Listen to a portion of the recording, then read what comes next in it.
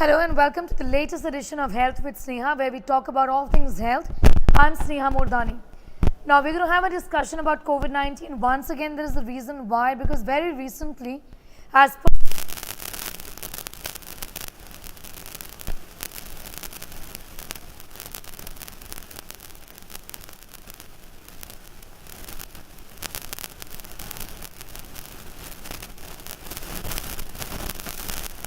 going to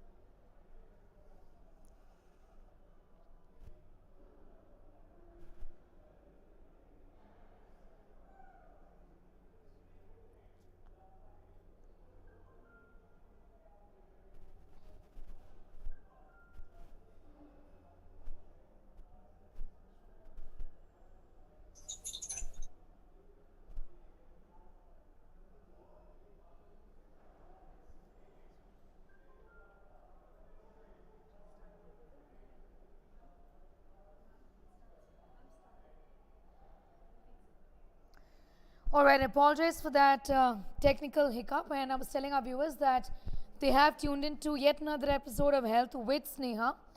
I'm Sneha Mordani, and today we're going to be talking about BA.2.75. Now, for those who are not interested in COVID anymore, I know there is a sense of fatigue as well.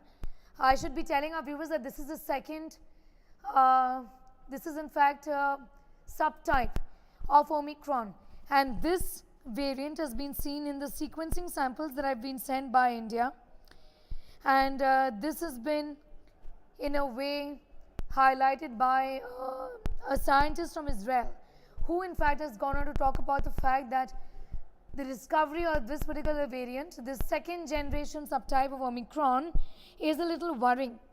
Now, is it alarmist, that statement from this particular Israeli scientist, or is this actually worrying? A lot of people have questions about whether this is going to be the driver of another wave in India or not. And also, all of these comments are being made in the context of another fact that there is yet another variant, which is BA.5, that has been circulating in India. And that is being attributed to the spread of pneumonia-like illness, specifically seen in West Bengal's Kolkata, the capital city of Kolkata. So what really is going on? Is the incidence of pneumonia also increasing? I'm going to be joined by Dr. Rajeev Jaydevan. He has always, as you know, has been tracking the pandemic, the trajectory of this infection, the vaccines very, very closely. Dr. Vipin Vashisht also does the same. Thank you so much, Dr. Vashisht and Dr. Rajeev Jaydevan, for your time here. Dr. Vashisht, I want to begin by asking you, and I did have this conversation with you yesterday as well, when there have been some reports of an increase of pneumonia-like illness in patients admitted to hospitals in Kolkata. It is being attributed to BA.5. Give us a picture about BA.5 in India, and is it directly related to infection in the lower respiratory tract? What do you have to say?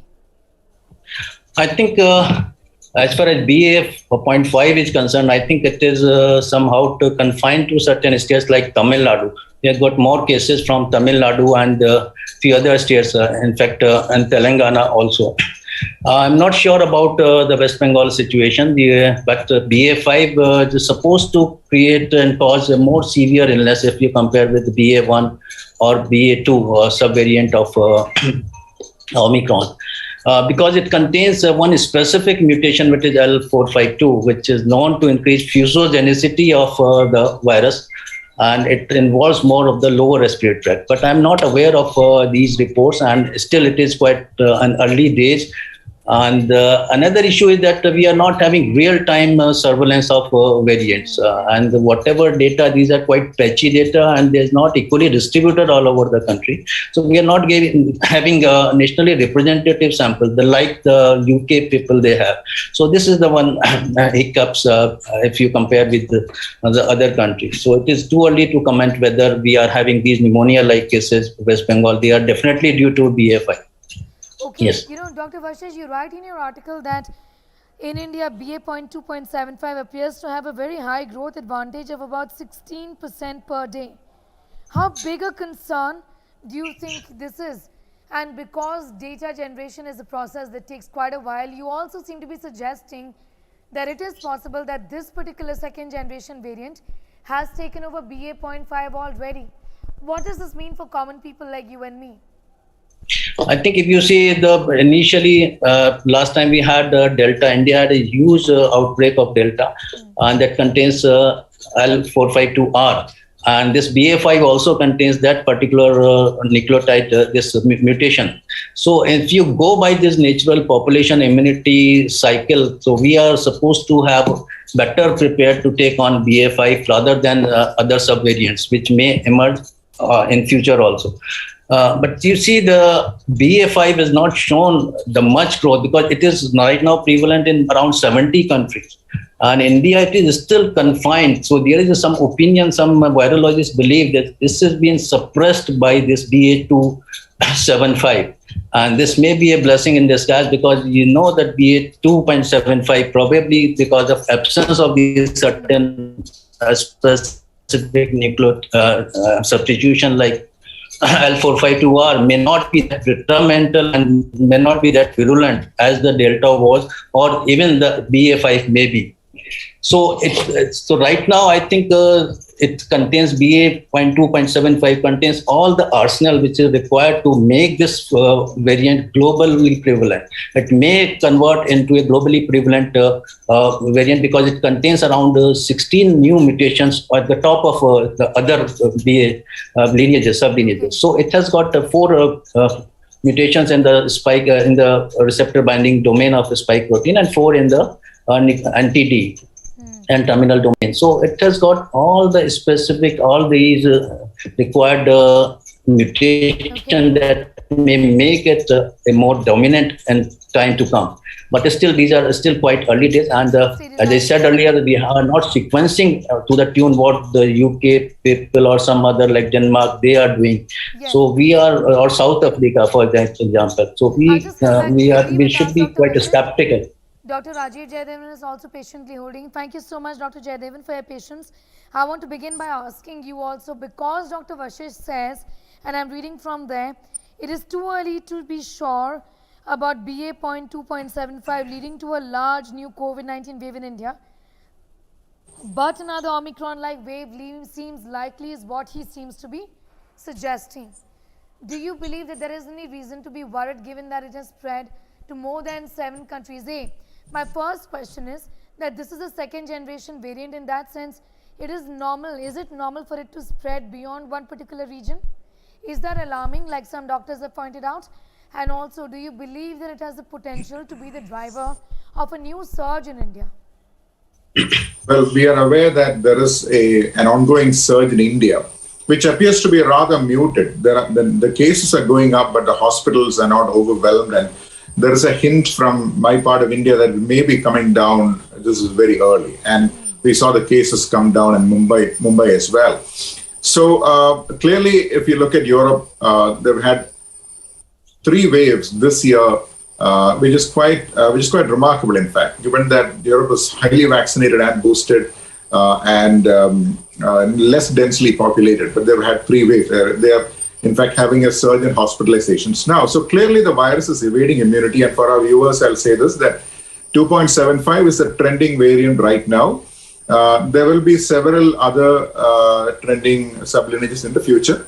Like there were Delta subvariants last year. We were talking about those when Omicron suddenly appeared and then knocked Delta off the pedestal.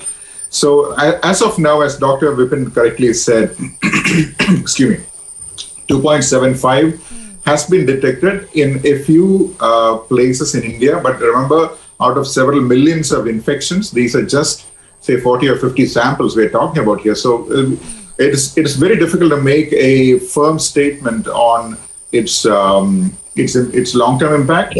But on the other hand, what is good is that scientists are interested in looking at upcoming variants, and that is a positive side of it, because as far as the history of the pandemic goes, unless you stay 2 steps ahead, we lose. You've got to act early rather than late. We know from 2020, all the nations that waited till more data came, they lost. The nations that acted early, they won, at least on relative terms. So likewise, we just have to see how this correlates clinically. Is this causing more severe disease, as Dr. Vipin said? Is it? We do not know that. Secondly, is it spreading faster than other sublineages? So unless we have large-scale data, genomic data from more parts of India, it will be difficult to call this a representative sample of what is happening in the country. But given the manner in which this alarm has been raised, Dr. Jayadevan, I want to ask you, why are there so many concerns about this particular variant? I mean, it's not like we've not had any other variant in India. We've had BA.5, we've also had BA.4. Okay. But why is this particular subtype caused so much panic? Okay. I'll explain this to our viewers because most of them might not be adept at genetics. Imagine you're constructing a skyscraper, a 100-story building. You can either build it by adding brick by brick, and that's going to take a very long time. Or you could add prefabricated blocks, like say 1 or 2 stories at a time, and then suddenly the building comes up. So these are 2 methods of building a skyscraper. Now, BA.2.75 is the second type. It has suddenly added several changes while the virus was actually making 1 step at a time. BA.2.75 added on a bunch of changes, which makes it rather different from other sublineages.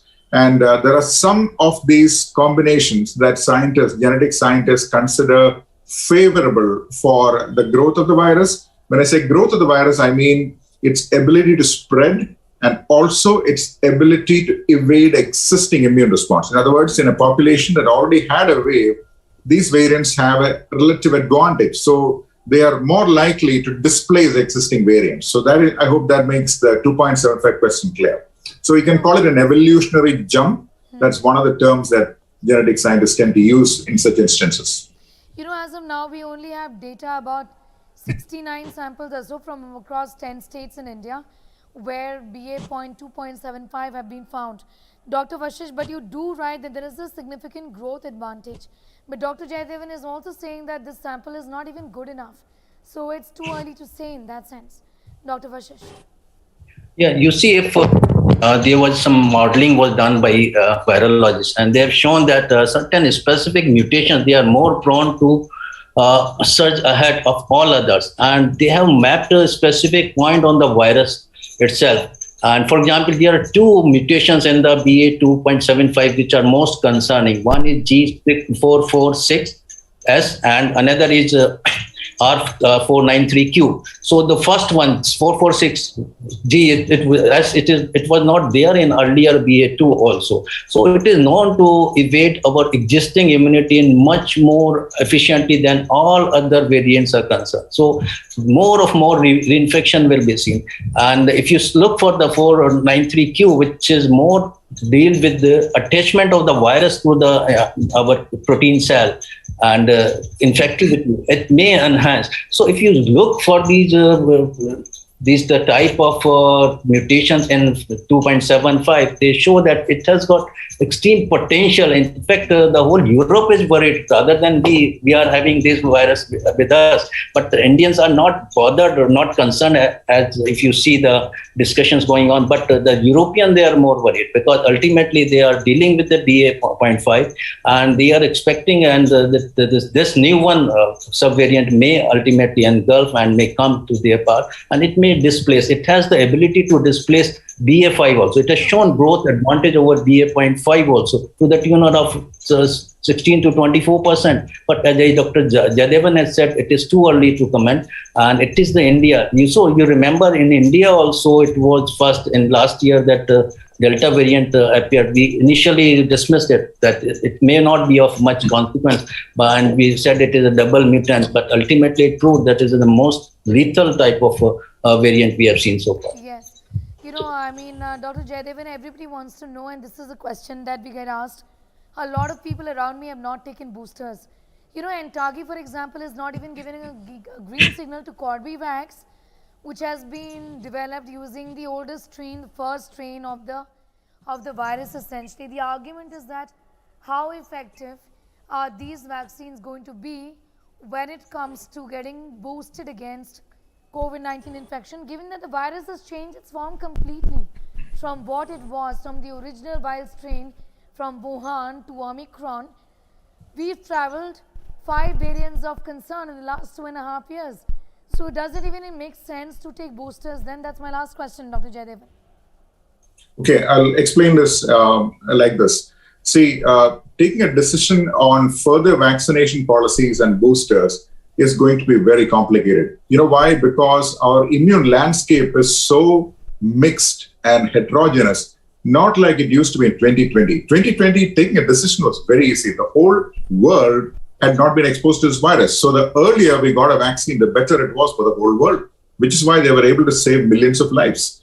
But now, if you look at 2022, a year and a half into the pandemic, practically the whole world has been infected at least once, maybe twice in many instances. In India, doctors report 15 to 40% of their COVID patients are reinfections, or maybe 3 times. Now, how does this, what kind of immune memory do these people have? That has not been studied in detail yet.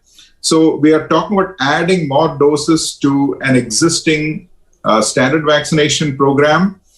We need to go with data. We need to go with data about how these people did with the existing vaccination and whether the added dose had a discernible advantage. In clinical terms, we are not talking about antibody levels and neutralizing antibody levels. They are not clear markers of outcomes, even though people claim that's the case. What we need is hard data on were there more deaths in people who did not take the boosters. We don't have such data in India. So until we have such data, it will be very hard to answer that question. Opinions are not the way to take decisions. Decisions must be based on data. And we need clear data before we are even able to answer that question. We need clear data, but like I said, this is the time to even wait, given that there have been concerns. Many are saying that there is a new variant, we don't know how it is going to behave. Is it then not time to just boost the population, Dr. Vashish, using the vaccines we already have? Do we have the time of waiting for the data? Can we take the chance again like we did last year before the second wave hit us? I think I'll first explain to you certain my opinion. I think it is the failure of our vaccines, basically. That's why we are having these waves after waves. You see, ideally, we should have a pandemic-specific vaccines. What these vaccines are doing, they are basically preventing severe disease, deaths, and hospitalization. That is, again, a great advantage of that. But definitely, they are not affecting the ongoing pandemic. The pandemic is different from the fixed disease. For example, take hepatitis B or pneumococcal disease, they are fixed disease. You need vaccines which can give you individual protection. But these vaccines, they are not giving you they are giving you individual protection, but they're not preventing spread of virus from one person to another. So it means that in the context of pandemic, they are useless. They are not having any impact at all what the waves are going on. And there is another issue which has recently come up, and it was speculated earlier also. We developed a spike-specific protein and we put all our bags into one basket. And what happened? The virus mutated further, and it is still mutating.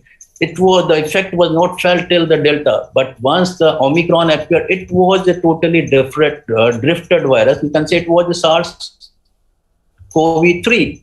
It was so drifted, so mutated. You had around 50 mutations in it. So you see the immune imprinting is the one phenomenon that is definitely affected. And Dr. Raji Jayadevan has also touched this aspect. You see, right now, if you want to have best effect against Omicron, the best will be done by those who have not had any vaccine not had any infection, the naive person, which is difficult to come up, they will have the best immune response against this Omicron. This is mainly due to immune imprinting or antigenic imprinting, or people say original antigenic sin.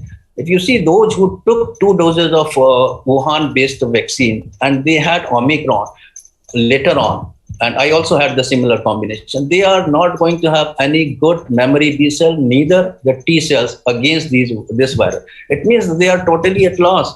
So these are the different people have different infection and different population level immunity, and this is very, very, very much complicated issue. Please be with us. I'm very tempted to ask Dr. Jaydevan to, in fact, comment on what you have said, Dr. Vashisht. Dr. Jaydevan, I'm really running out of time, but 30 seconds on what your opinion is, because I'm very sure it's not the same as what Dr. Vashisht's opinion is here. Yeah, specifically the question is on what angle? Yes, on Omicron, given that he says that he feels he's at a disadvantage, like many others, like he got the vaccine earlier on, but then getting the infection from another variant altogether means the vaccine is not working, is what he says. Do you agree? Yeah, what he said is true, because Omicron, once Omicron arrived, we figured that every subvariant it produces, it's able to escape its past immunity. So if you had an Omicron today, like for example, the US Health Secretary, Mr. Xavier Becerra, he had two infections in a month in spite of being vaccinated and boosted. That is exactly what Dr. Vipin said. These Omicron sublineages are able to escape immunity by vaccine, by natural immunity, by boosting 4 doses, 5 doses, whatever it is. So that's a limitation we need to acknowledge, and which is why we need to take some hard decisions looking forward. Very interesting. Hard decisions looking forward, and that's the reason why many are saying, let's not rush into boosters, but many are saying we don't know what is going to happen if at all. BA.2.75 behaves in such a way that we are in the same situation that we were in the summer of 2021. But these are questions that are not yet answered, and we don't really know what's in store. What we do know is that COVID protocol and COVID appropriate behavior goes a long way in protecting us from all variants and all subtypes and all second generation variants, everything. It is in fact effective in keeping us safe from the infection to a great extent. So when we have these tools, then why worry about vaccines and boosters? When you do have them, then we can take them. Up until then, follow COVID appropriate behavior. I'm thanking both Dr. Jaydevan and Dr. Vashisht for joining us. Viewers, hope you found this useful. Thank you for connecting.